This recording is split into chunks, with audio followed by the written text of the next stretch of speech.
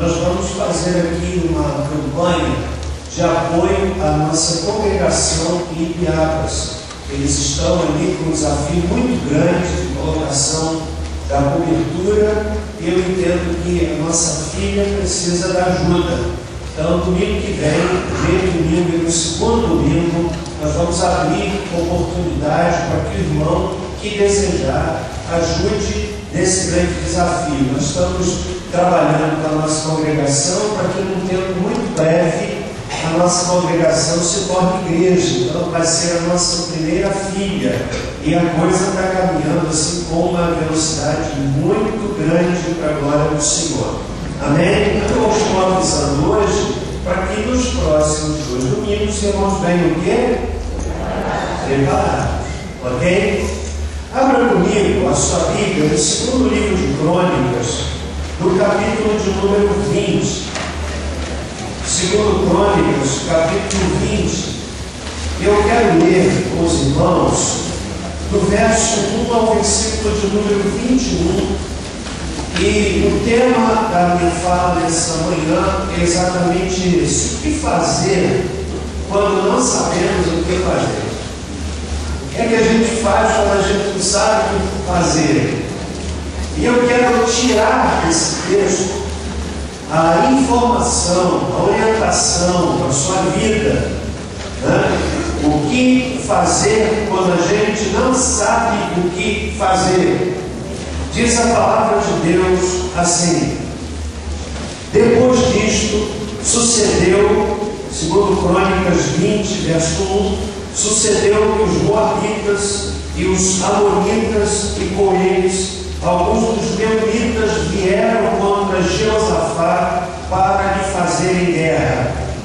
Vieram alguns homens dar notícia a Jeosafá dizendo: vem contra ti uma grande multidão de Edom, da além do mar, e eles que já estão em Hazazon Tamar, que é em Gede.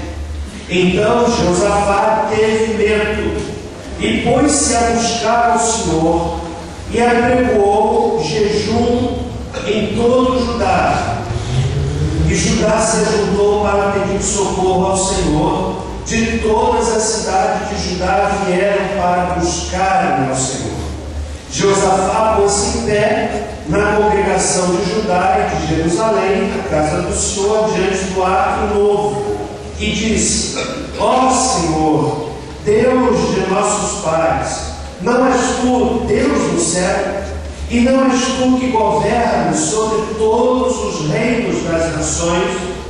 E na tua mão há poder e força, de modo que não há quem te possa resistir. Ó nosso Deus, não lançaste fora os moradores desta terra mediante do teu povo Israel, e não a deste para sempre à descendência de Abraão, teu amigo? E habitaram nela, e nela edificaram o santuário ao teu nome, dizendo: se algum mal sobrevier, espada, juízo, peste ou fome, nós nos apresentaremos diante desta casa e diante de ti, pois teu nome está nesta casa, e clamaremos a ti em nossa aflição, e tu nos ouvirás e livrarás. Agora, pois, eis que os homens de Amon, de Moabe e do monte Seir, pelos quais não permitiste que passassem os filhos de Israel quando vinham da terra do Egito, mas deles se desviaram e não os destruíram, eis como nos recompensam, vindo para lançar-nos fora da tua herança que nos fizeste herdar. Ó nosso Deus, não julgarás, porque nós não temos força para resistirmos a esta grande multidão que vem contra nós, nem sabemos o que havemos de fazer. Porém, os nossos olhos estão postos em ti. E todos os Judá estavam em pé diante do Senhor, como também os seus pequeninos, as suas mulheres e os seus filhos.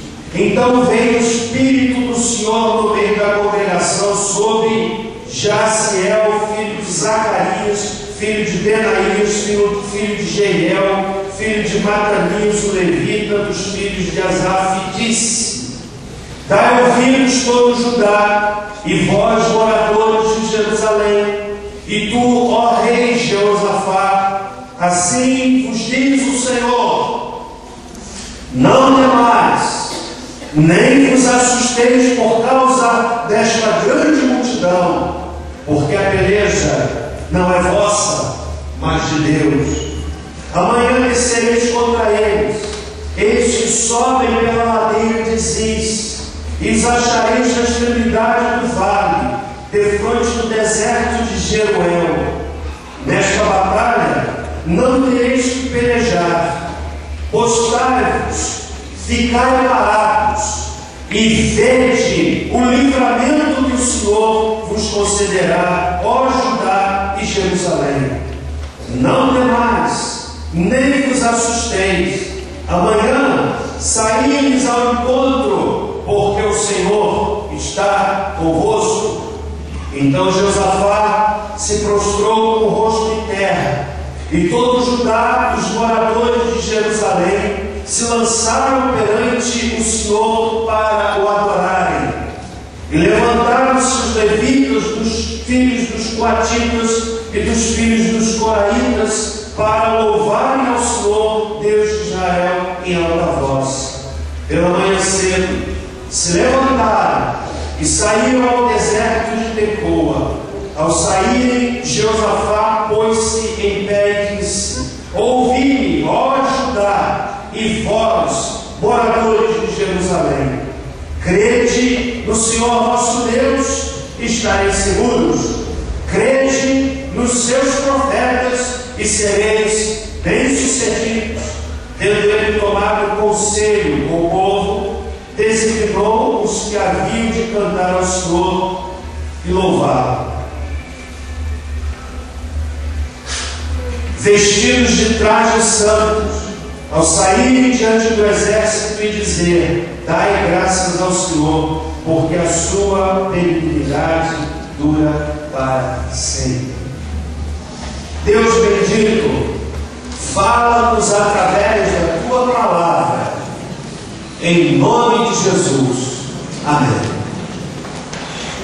O que fazer quando não sabemos o que fazer?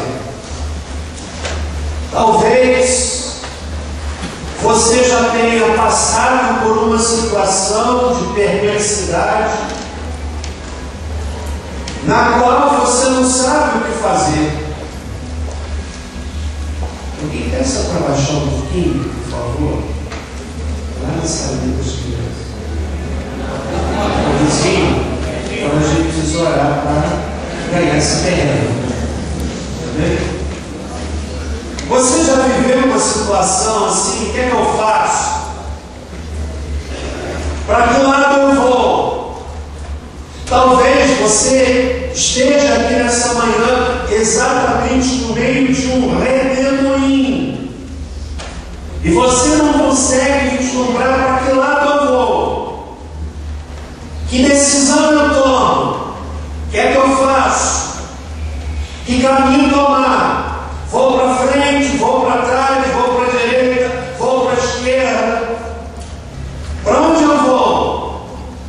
E eu sei que essa é uma situação que muitas vezes nos aflige. E é aqui no texto que eu quero me oferecer a orientação bíblica para esse tipo de questão. Na verdade, eu quero nessa manhã, nesses próximos minutos, trazer um sermão chamado um sermão temático textual, isto é, eu tenho um tema, mas vou trabalhar esse tema dentro do próprio texto. Qual é a circunstância que nós encontramos aqui? Jeosafá estava como líder do povo de Deus, enfrentando a possibilidade de uma guerra iminente.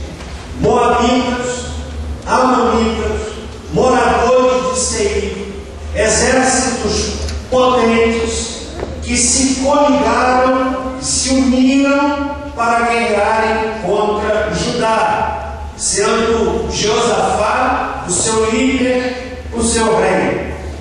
Era uma situação tão grave, tão assustadora, com possibilidade de muito derramamento de sangue. Toda a guerra, irmãos e irmãs, se constitui um grande derramamento de sangue. Mas nas guerras passadas, na antiguidade, as guerras elas eram seguidas de uma grande brutalidade, de homens que eram decepados, de mulheres que eram atingidas, e até crianças, muitas vezes, não eram poupadas. Quando não eram levadas cativas para se tornarem escravas, elas eram brutalmente mortas. A situação era tão grave que Josafá, diz o texto, no versículo de número 3, teve medo do que poderia acontecer. Ele já conseguia vislumbrar o desdobramento dessa batalha, e diz a Bíblia que ele teve medo, e no seu medo ele convoca o povo a orar e dá a afirmação que serve de base para a nossa meditação nessa manhã, exatamente no versículo de número 12, quando ele diz lá no meio do texto, falando com Deus, orando ao Senhor: nem sabemos o que havemos de fazer. E aí é a questão com a qual eu quero conversar com os irmãos nessa manhã. O que fazer quando a gente não sabe o que fazer? Eu não vou nem perguntar se você já viveu uma situação dessa. Eu não vou nem perguntar se você está vivendo uma situação dessa, porque eu creio que quando o Espírito de Deus toca o coração do pregador, e cada domingo à noite começa o processo de engravidamento de uma nova mensagem. Espero que você tenha entendido. Começa o processo, cada domingo termina, eu tenho que ser gestado no coração, bem entendido, de uma nova palavra. Eu creio que quando Deus toca o coração do pregador e lhe dá a palavra, porque esta palavra tem a ver com a necessidade de alguma ou algumas pessoas no auditório que precisam de uma direção, que precisam de uma palavra, e Deus desperta o pregador para trazer essa palavra. E a palavra dessa manhã é exatamente essa: o que fazer quando não sabemos o que fazer? Certamente, irmãos, que muitos de nós já estivemos em situações que exigiram uma ação e nós não soubemos o que fazer. Há pelo menos duas realidades nesse sentido. Há aquelas pessoas que são emocionais demais, agem sem pensar, são afobadas, são precipitadas. O que lhes move nas suas decisões e escolhas é a pele, é a sensibilidade, é a emoção, é o imediato. São emocionais demais. A gente tem um exemplo na Bíblia de Pedro. Pedro, ao que tudo indica, é o tipo de pessoa emocional que agia primeiro e pensava depois. Quando são assim, fazem escolhas equivocadas porque não deixaram aquela decisão ser maturada, agiram na precipitação, foram acelerados, foram afobados, porque são emocionais demais. Mas há um outro extremo, pessoas que são racionais demais, só ficam pensando. Está pensando 10 anos no seu namoro, você vai casar. Já noivou 5 anos, depois de 10 anos de namoro, 15 anos de relacionamento. E aí? Estou pensando. É racional demais. Ambas as situações são extremamente perigosas.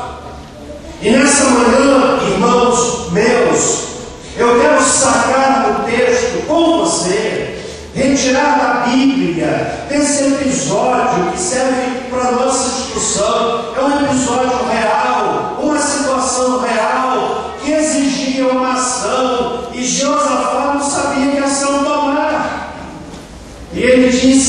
sua sinceridade, na sua oração a Deus, não sabemos o que havemos de fazer. E aí, eu quero oferecer a você, à luz da Bíblia, alguns passos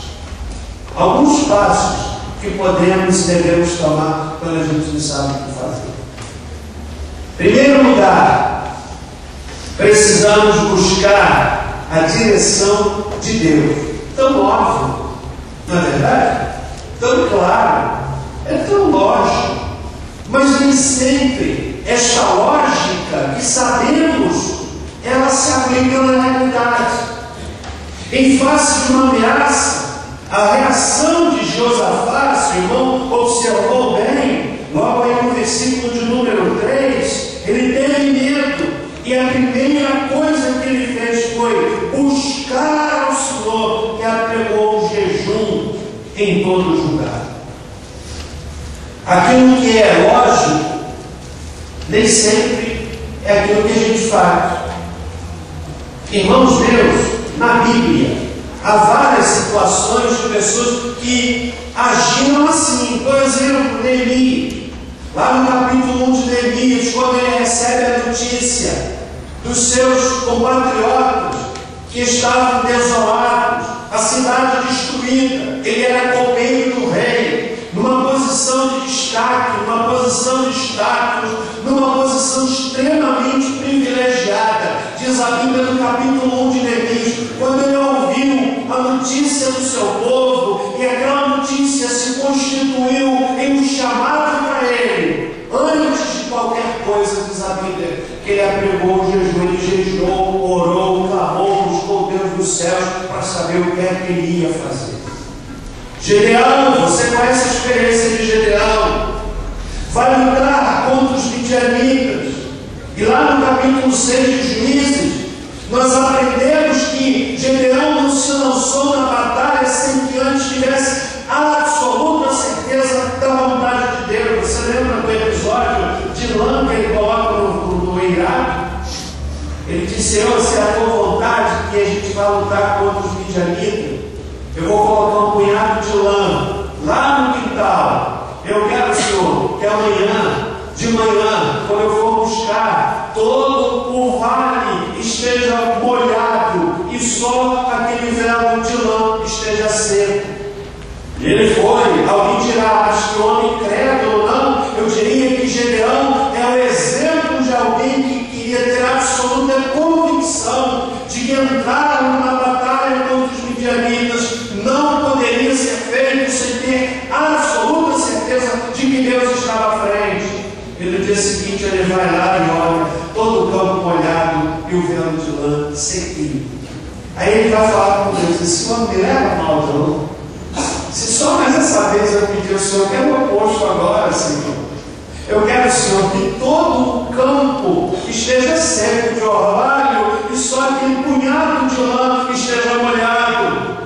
E no dia seguinte, lá vai Gedeão, e quando ele chega lá, ele pega aquele véu de lã e ele espreme, está encharcado e todo o campo seco. Aí ele vai lutar contra os midianitas. Deus mandou limpar, e apenas com 300 homens ele vence os midianitas, porque antes ele teve a absoluta certeza de que Deus estava à frente. Por outro lado, há um episódio que mostra o prejuízo de tomarmos decisão sem buscarmos antes a vontade de Deus. Eu quero que você venha comigo no livro de Josué, capítulo 9, por favor. Josué, capítulo 9. O povo de Deus vivenciou uma grande vitória contra Jericó. Você conhece a história? A cidade de Jericó foi cercada. O Senhor disse que daria aquela cidade. E quando o povo começou a bradar, as muralhas de Jericó vieram ao chão. Uma vitória tão retumbante que fez com que a fama do povo de Deus se espalhasse. Os povos ficaram temerosos. E diz a Bíblia no capítulo 9 de Josué que os gibeonitas vizinhos de onde o povo de Israel estava, temerosos com o avanço do povo de Deus, fingiram-se de viajantes de longa distância, pegaram pães bolorentos, óleos rotos, chegaram-se à liderança do povo de Israel, diz o verso número 12 do capítulo 9, e disseram assim: este nosso pão tomamos no quente das nossas casas para a nossa provisão, no dia em que saímos para vir ter conosco, e ele aqui agora, já seco e bolorento. Estes odres que enchemos de vinho eram novos, e eles aqui já rotos, e esta nossa roupa e nossos sapatos já envelheceram em razão do muito longo caminho. Agora o verso 14. Então, os homens de Israel tomaram da provisão deles e não pediram conselho ao Senhor. Você lê depois essa sequência, vai ver que firmaram uma aliança que lhes foi pesada, porque antes não buscaram ouvir: Senhor, qual é a tua vontade? Ah, irmãos, quantos que estão entrando em caminhos tortuosos, que lhes vai trazer lágrimas, porque não empenharam-se em buscar a direção de Deus. Senhor, qual é a tua vontade? Senhor, qual é o teu plano? Quando a gente não sabe o que fazer, guarde isso. A primeira coisa a fazer é buscar a direção do Senhor. Vai mudar de emprego. Ah, o emprego que está oferecendo para você 3 vezes mais. Então o camarada fica pensando que ele ganha 3 vezes mais e entra. Daqui a pouco aquela empresa, 2 meses depois, ele falece. Eu poderia citar aqui uma série: vai comprar um carro, vê o carro bonito. Ocasião, irmãos, eu ia comprar um carro, tinha um Chevette, não sei que ano, depois eu trocava um Chevette menos velho, e ficava bonito. Bonito. É um carro que parece prata.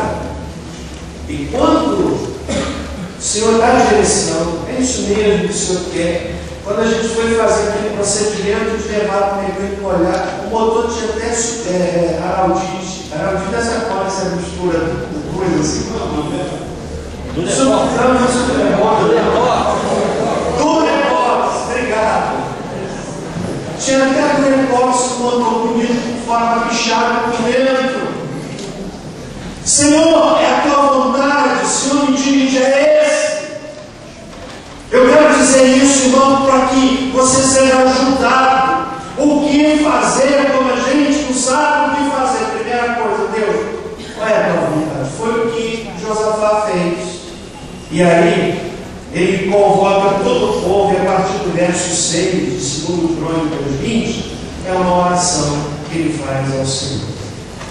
Segundo lugar, o que é que a gente faz quando a gente não sabe o que fazer?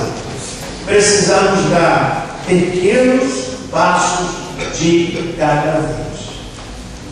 Às vezes, é melhor ficar parado. Mas quando isso não for possível, é sábio dar pequenos passos de cada vez. A guerra é iminente.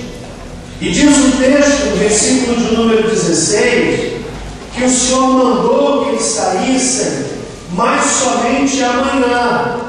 Está no verso 16 e 17. O Senhor disse amanhã. Não podiam se apressar, não podiam correr. Venha comigo, segundo Crônicas, capítulo 20. Amanhã descereis contra eles. Não era sair no mesmo momento, não era sair na votação, e já que Deus disse que a vitória nós vamos nos levantar e vamos. Não, Deus, esperem, amanhã. Significa dizer, irmão, que quando a gente não sabe o que fazer, é sábio dar passos pequenos, passos curtos, Se você não vê para onde você está indo, eu diria que é como aquela experiência que você tem quando acorda de madrugada e a casa está sem luz. Como é que você faz? Eu não sei você. Eu conheço bem o espaço da minha casa.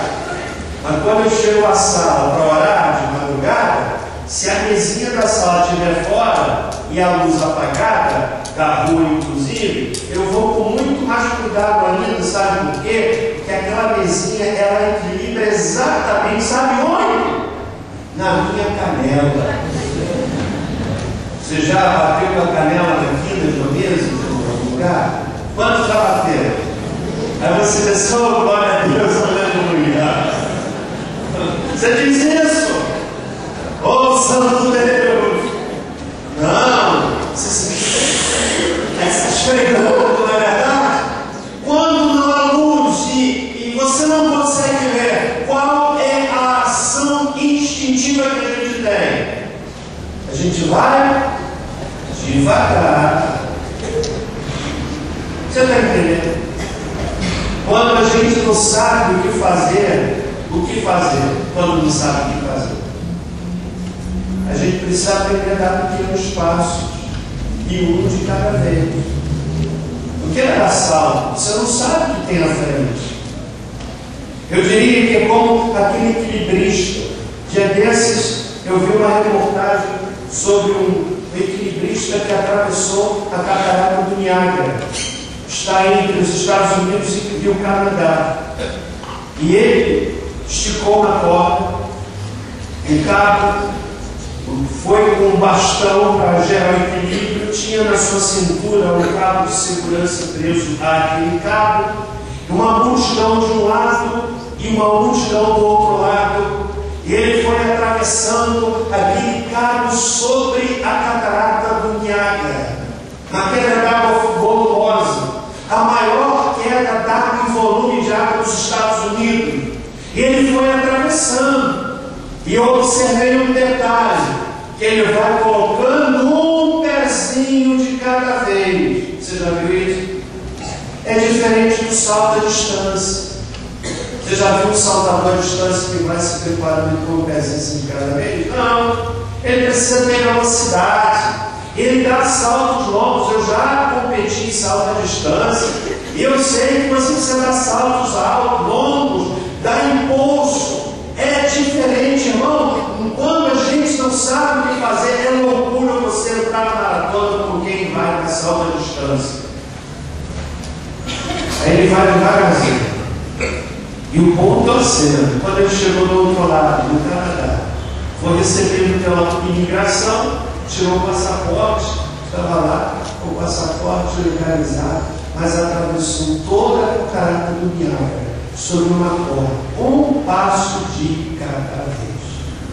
Você não sabe o que fazer, não se precipite não, irmão.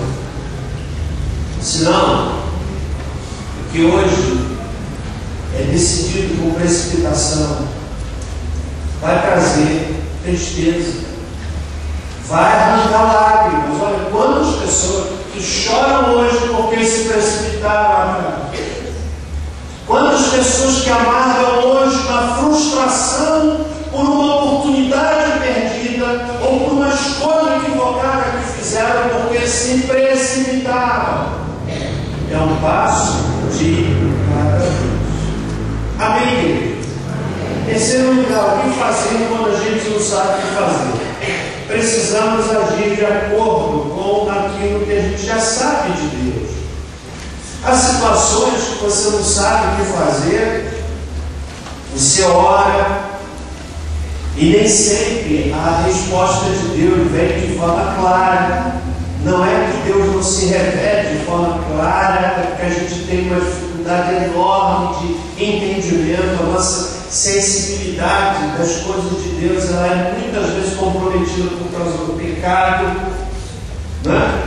Deus muitas vezes está falando de uma forma tão clara, mas o pecado nos obstrui, ele nos endurece, ele rouba de nós aquela sensibilidade que a gente percebe nos personagens da Bíblia, que ouviam a voz de Deus, a impressão que a gente tem, é como se Deus falasse com eles assim, de forma audível, como eu estou falando aos irmãos nesta manhã. Desenvolver uma sensibilidade para entender a voz de Deus, entender a direção de Deus.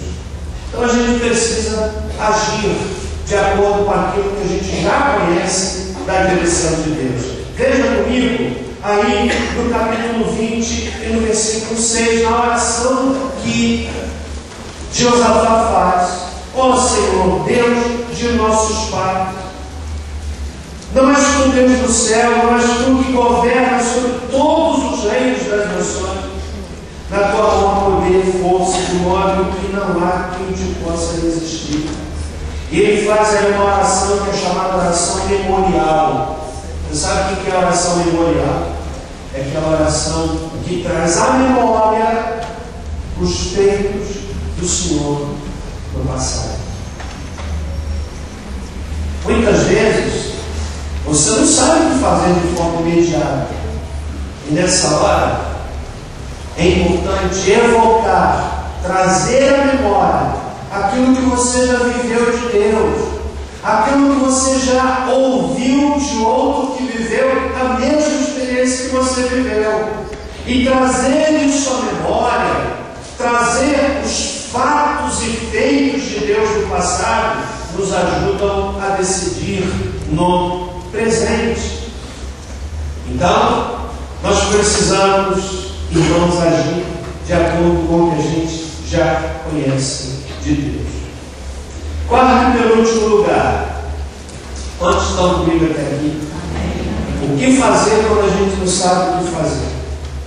Nós precisamos aprender a confiar no Senhor. Confiar no Senhor. A gente lê lá no Salmo 37, 5, um verso muito conhecido, diz: entrega o teu caminho ao Senhor, confia nele e tudo fará. Eu não sei você, mas eu acredito que a maior dificuldade, ao meu ver, não é de entregar, embora muitos tenham dificuldade de entregar. A grande dificuldade, ao meu ver, é de entregar e confiar.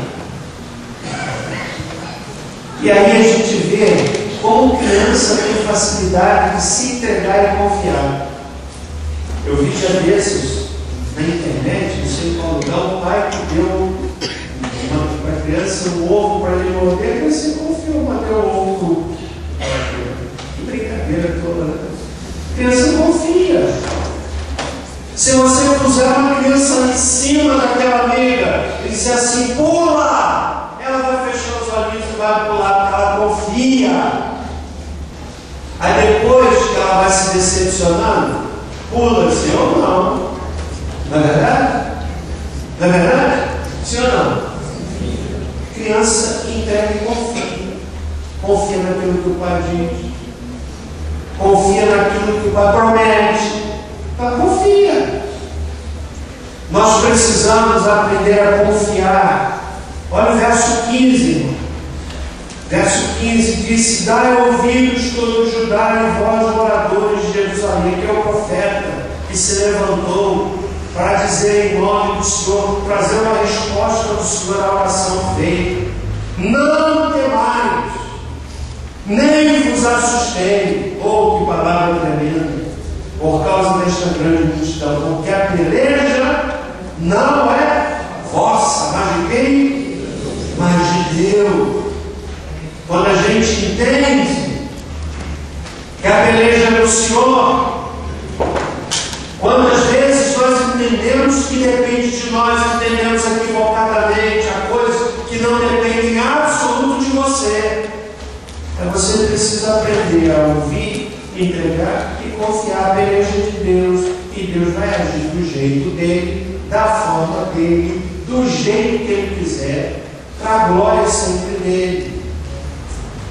Quanto mais nós sabemos de Deus, tanto mais nós aprendemos a confiar em Deus. Eu suspeito, irmãos, que muito da nossa falta de confiança em Deus é fruto do desconhecimento que nós temos acerca de quem é Deus. Para muita gente, Deus é uma energia, é o cara lá de cima. Para muita gente, Deus é uma força. Não. A Escritura ensina que Deus é uma pessoa com quem eu posso falar, com quem eu posso me relacionar. Não é uma força, não é uma energia, é uma pessoa que se relaciona comigo, que se fez homem na pessoa de Jesus e que se permite habitar o nosso coração através do Espírito Santo. Isso faz toda a diferença. Quanto mais eu conheço de Deus, tanto mais eu aprendo a confiar em Deus. Você sabe por que é que muita gente não confia? Porque não conhece muito quem é Deus. Por exemplo, na questão espiritual, de batalha espiritual, tem muito crente que tem uma visão equivocada. Deus e o diabo estão num campo de guerra, numa luta de forças iguais. Isso é uma visão equivocada. A Escritura diz que o diabo já está derrotado. Paulo escreve dizendo que em breve Satanás será esmagado debaixo dos pés da igreja. Não é uma luta com forças iguais, de um lado Deus, de outro lado o diabo. É verdade que muitas vezes ele tem algumas vitórias particulares, mas nós já temos a vitória absoluta. Nós já somos mais do que vencedores. Então, quanto mais eu conheço de Deus, tanto mais eu confio no Senhor. O que fazer quando a gente não sabe o que fazer? Você já buscou a direção de Deus? Você está dando passos curtos, um de cada vez? Você tem a memória do que ele já fez? Então agora, irmão, confie. Confie. Confie. Confie. Estão me acompanhando? O que fazer quando a gente não sabe o que fazer? Nós precisamos aprender a buscar conselho. É interessante que no texto, no verso 21, tendo tomado conselho com o povo, designou os que haviam de cantar ao Senhor e louvar. Josafá aconselhou-se com o povo, na verdade uma assembleia, não acerca necessariamente do que fazer, pois o Senhor já havia dito o que fazer. Mas ele ouviu o povo acerca da estratégia. E se você acompanhar na leitura do texto, a estratégia foi de colocar cantores que começaram a adorar o Senhor no verso 21, vestidos de trajes santos, e tem uma palavra tremenda para aqueles que adoram. A adoração que não é fruto de gente que tem vida santa, traz sobre si um peso terrível. O texto diz que foram convocados para cantar e adorar o Senhor e louvá-lo, vestidos de trajes santos. Está no versículo de número 21. Não é qualquer um que pode fazer isso. Os irmãos que atuam na área da celebração, tocando, cantando, dirigindo louvor, precisam entender a enorme responsabilidade que pesa sobre os ombros dos irmãos. Se exige vida santa, traje santo, porque essa era a exigência daquele que se apresentava para ministrar e para conduzir o povo à administração. Roupa santa, vida santa. É isso que o texto está a nos dizer.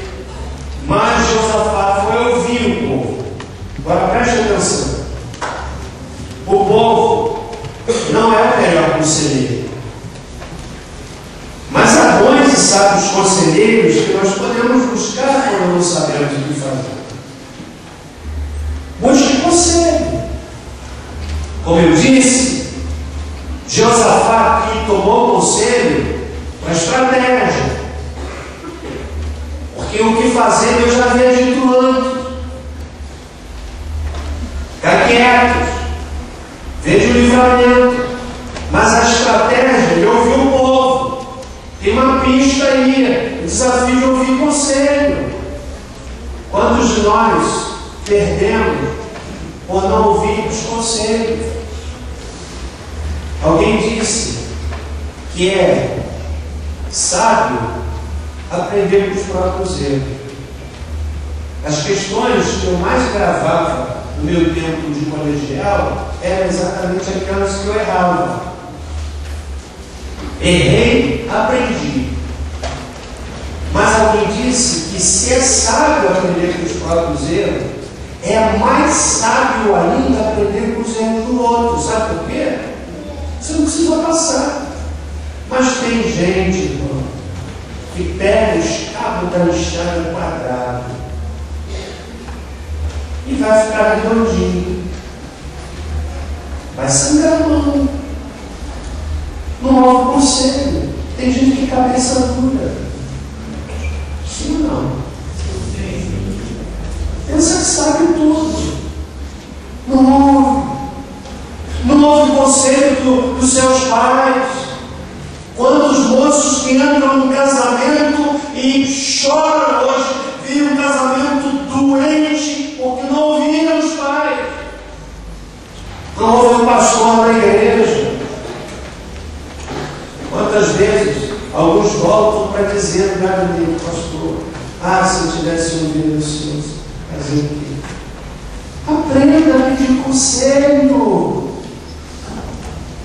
Não pense que você é dono da verdade, sabe tudo. Não ouça. Mas ouça conselho de gente séria. Tem gente que não serve para aconselhar. Não pode aconselhar. E às vezes é aquele que a pessoa está buscando para ser o seu conselheiro. A pessoa é séria com Deus, então vá ouvir. E muitas vezes, daquela boca, às vezes uma pessoa simples, que você vê uma pessoa séria com Deus, vem um conselho que vai ajudar. Agora, tem cuidado de, em ouvir um conselho que às vezes não agrada, porque é bom a gente ouvir aquilo que nos agrada. É uma verdade. Ouvir palavras boas, todo mundo gosta. Mas ouvir aquela palavra assim, olha, sinto muito, mas você está fazendo besteira. Você está escolhendo errado.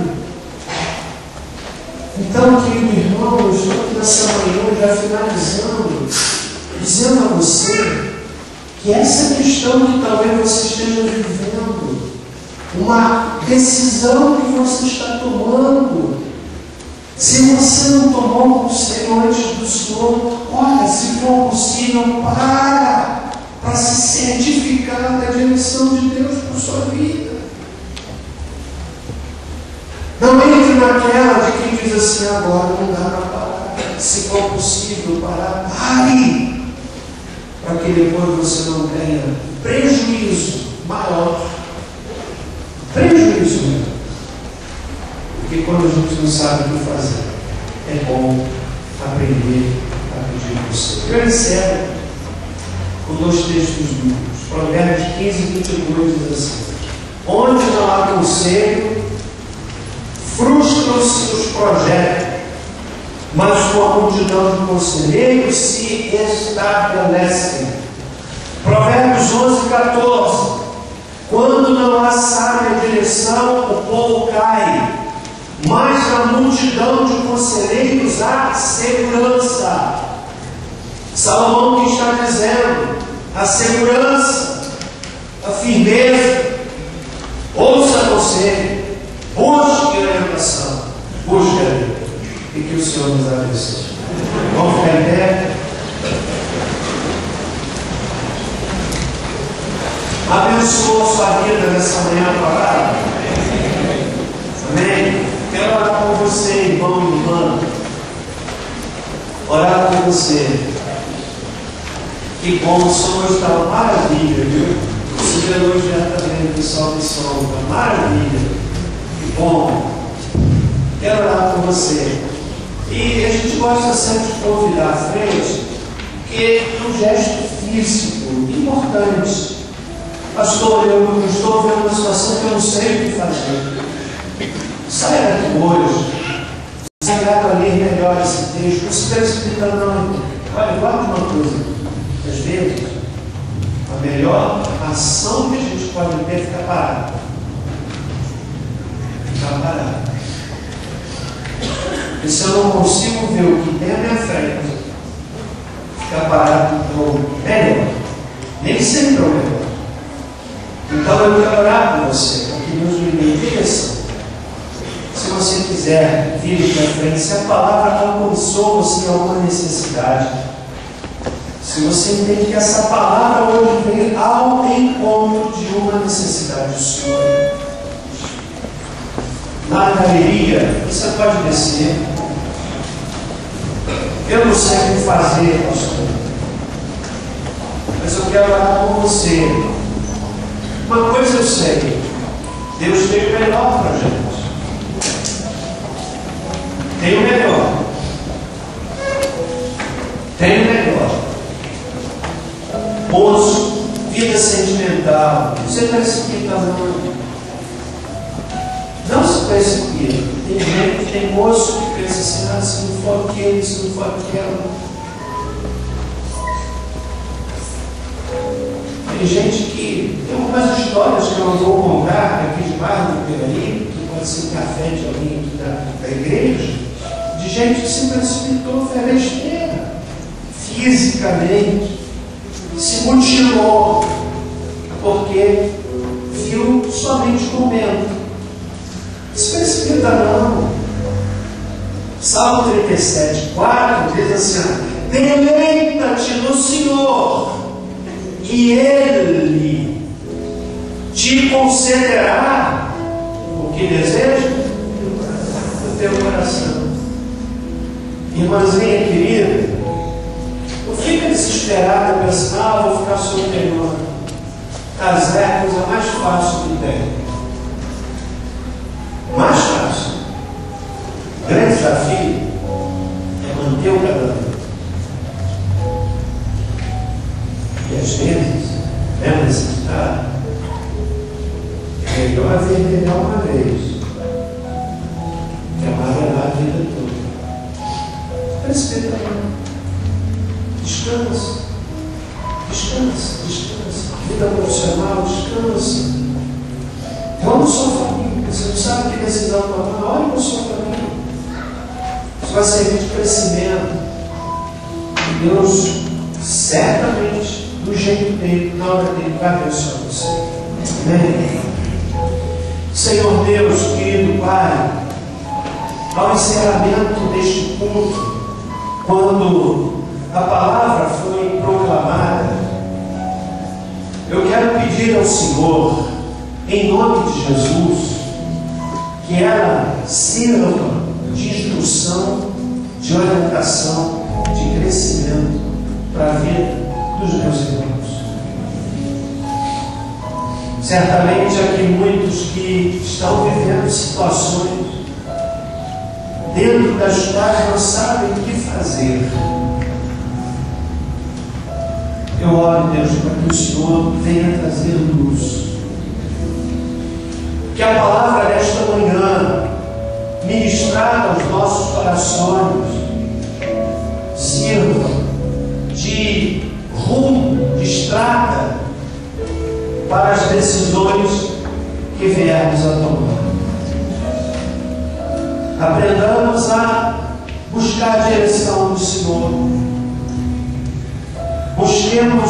Aprendamos a ouvir a voz do Senhor. Seja na vida profissional, seja na vida sentimental. Quero pedir especialmente para os jovens e adolescentes, que às vezes tem uma frustração na vida sentimental e se equivocam pensando que é o fim, quando apenas é o tempo. A vida é longa para ser vivida considerando o seu momento apenas. Deus, eu oro para que o Senhor venha trazer paz, quietude aos nossos corações.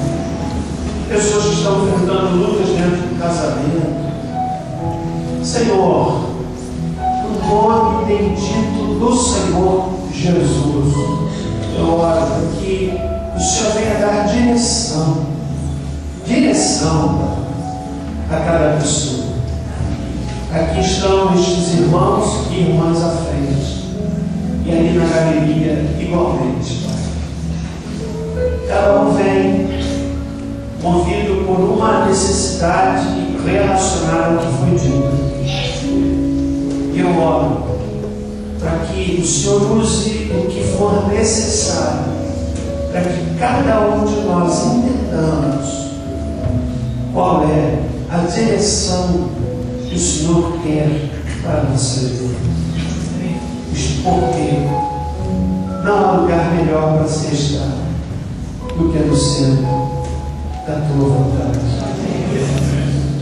Pai, toma-nos, abraça, cobre-nos, nos comprometemos em dar a Ti toda a honra, toda a glória e todo o louvor. E agora que o amor de Deus, nosso Pai, a graça salvadora de Jesus Cristo e a doce consolação do Espírito Santo conosco seja, com todo o povo de Deus, pela face da terra espalhada, desde agora e para todo sempre. Vão em paz, que a palavra produza fruto no seu coração, em nome de Jesus.